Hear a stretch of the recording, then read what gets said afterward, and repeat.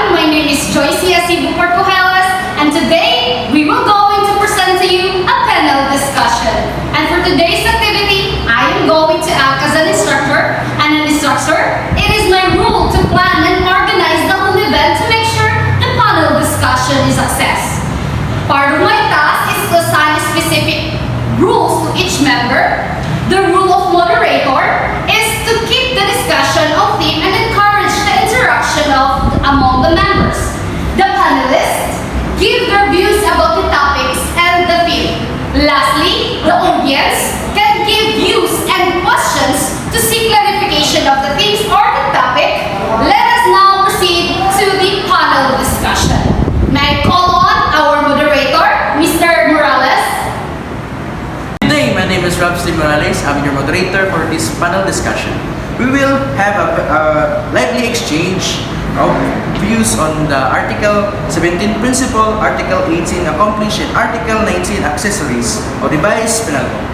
For our house rules, first is panelists are given a maximum of 2 minutes to give her views, ideas on this topic. Second, our panelists should be silent, avoid interruption while the other panelists are speaking. The third, after the discussion, the panelists are authorized to answer the question from the audience to seek the clarifications regarding this topic. So for me to introduce to you all our panelists, we have Palangan, Mr. Posadel, and Mr. Paktul. Let us of the members with audience.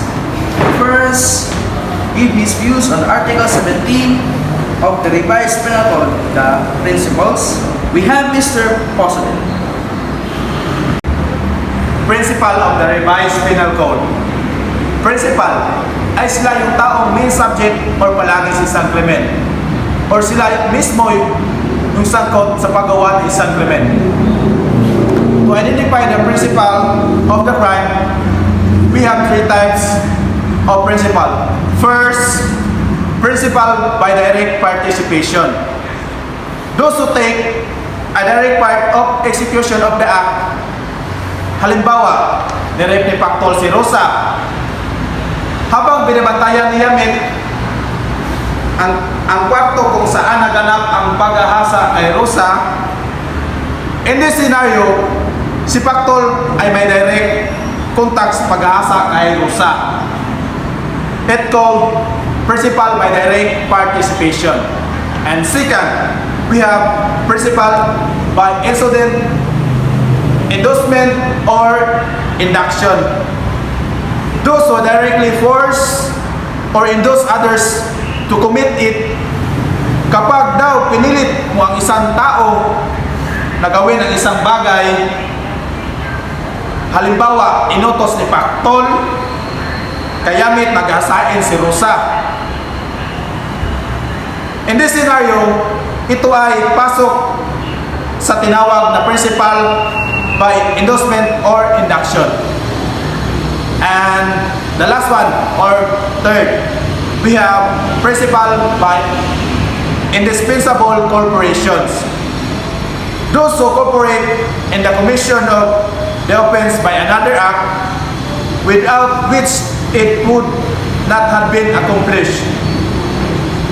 Ito naman yung mga nakipagtulungan sa isang paggawa na mayroon din masamang hangarin.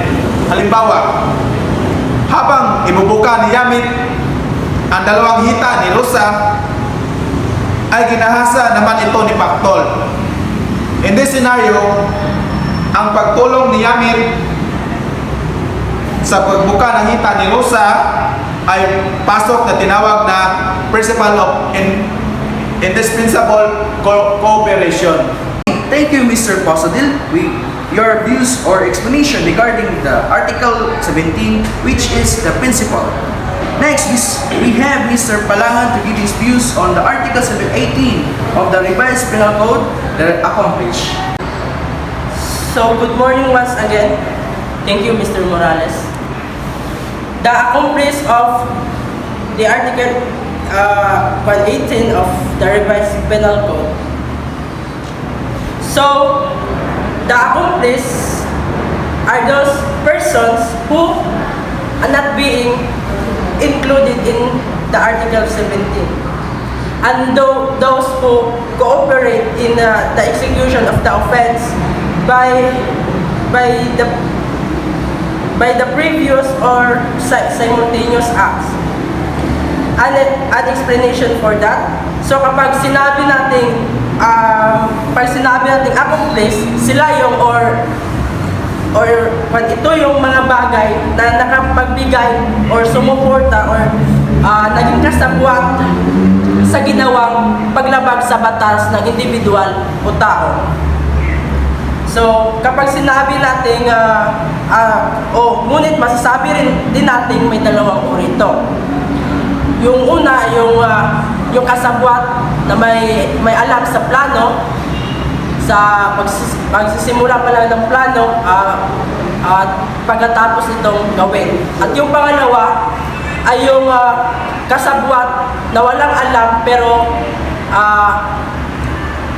sasabihin na lang natin na nadamay lang siya kasi nagbigay siya ng mga bagay or tumulong siya upang may sakatuparan yung plano ng conspirators. Halimbawa, si Gab ay may binabalak na masama kay Jade gamit ang isang martilyo. Ngunit upang isagawa ang kanyang balak, nagkaroon ng pagkakataon si Gab na isagawa ang kanyang plano. Kaya he take the opportunity to commit the crime. Ngunit hindi nag-iisa si Gab. May kasama siya si Marcos o yung kaibigan niya. So yung involvement ni Marcos dito ay sa kanya sumakay si Gab papunta mismo sa lugar ng pinangyarihan. Kung nasaan si Jade at sa bahay rin nila Marcos. So in this scenario, pasok at masasabi natin na si Marcos ay naging requisites ng accomplice. So let us remember that the conspirators and the accomplice ay may alam, may kinalaman or may alam sa paglabag ng batas, na paglabag sa batas ang kanilang ginawa. So sino ba itong mga conspirators?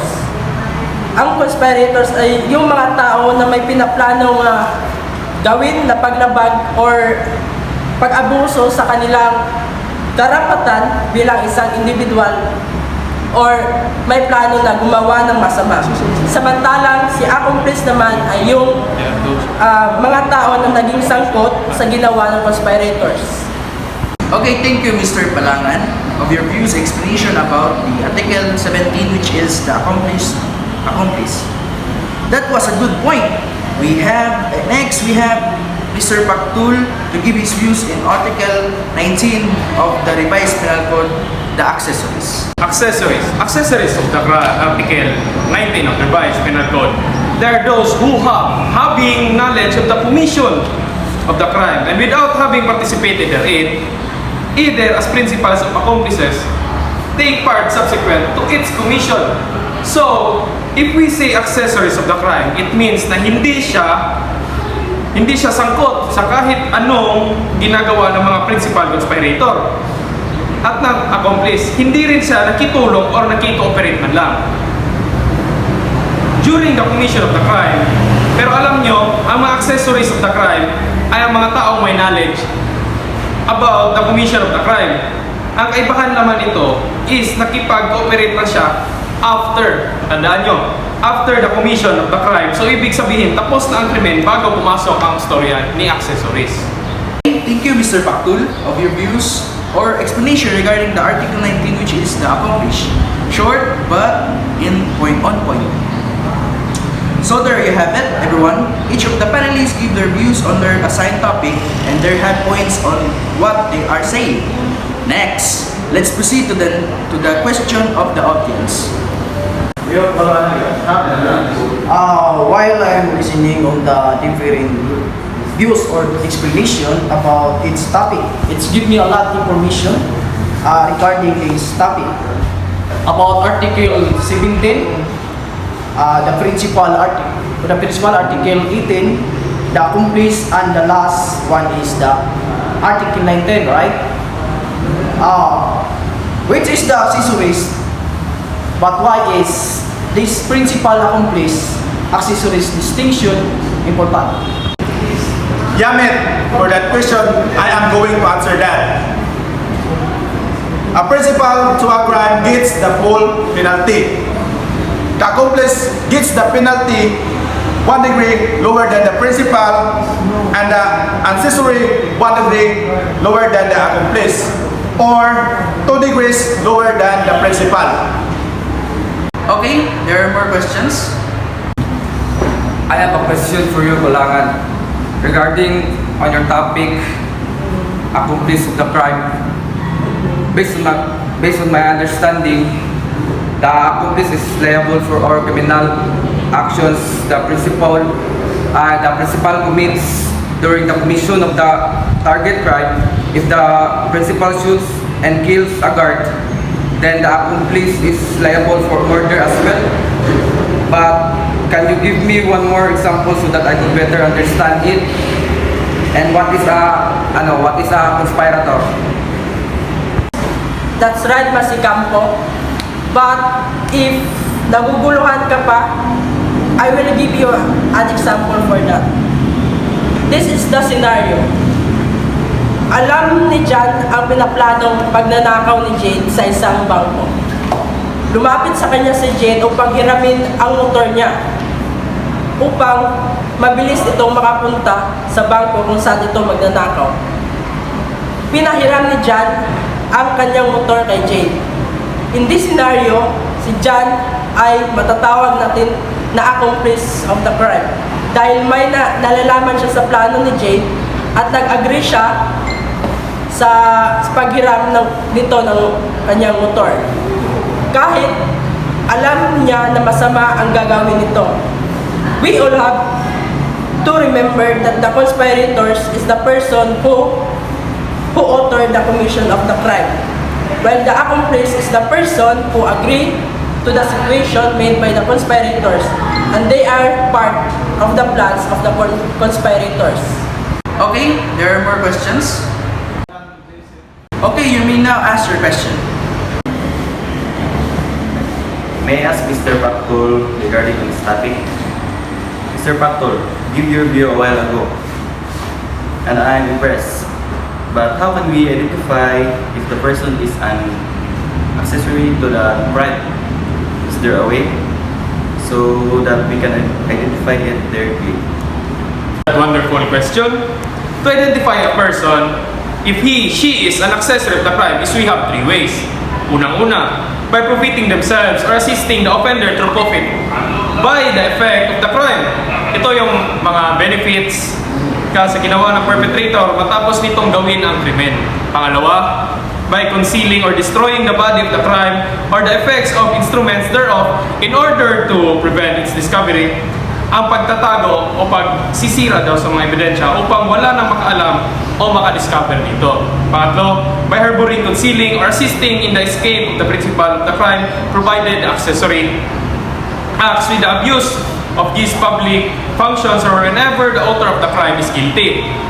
With treason, parricide, murder, or attempt to take the life of the chief executive or is known to be habitually guilty of some of the crimes or pagtatago o pagtatakas sa taong gumawa ng krimen upang hindi ito mapanagot sa batas.